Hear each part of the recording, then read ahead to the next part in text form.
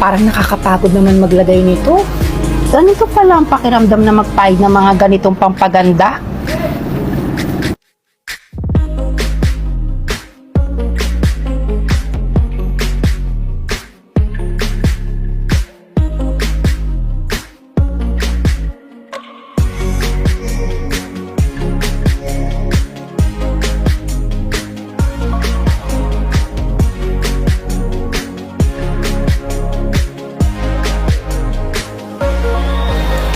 Handa na ba kayong makilala kung sino ang official na napili ko para sa magiging model ng Abby Skin Philippines? Yes!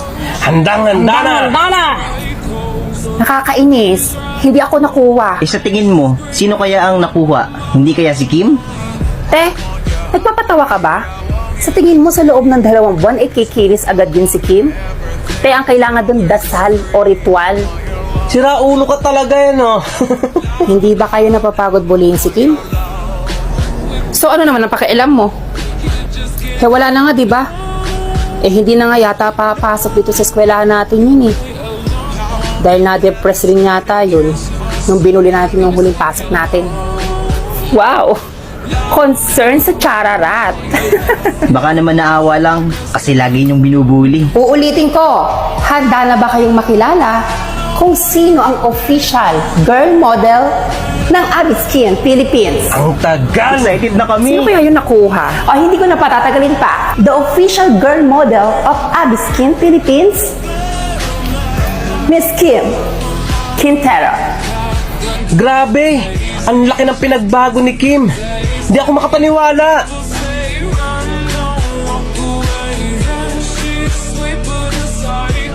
Oh my God! Hindi totoo to. Ang ganda mo, Kim! I love you! I love you, Kim! Congratulations, Kim.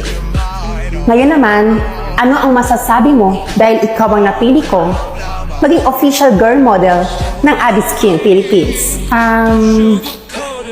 Wala na akong ibang sasabihin pa, kundi mag-iiwan lang ako ng isang aral para sa mga taong may mga insecurity sa katawan o kahit masamang parte ng katawan niya. Hindi ko sinasabing tularan niyo ko o gayahin niyo ko. Basta isa lang ang natutunan ko. Kung ano man ang gusto niyo sa buhay, gawin niyo. Huwag kayong matakot. Huwag kayong panghinaan ng loob. At kung may matanggap man kayong mga negatibong komento o masasakit na salita galing sa maraming tao, deadmahin nyo. Gawin yung inspirasyon.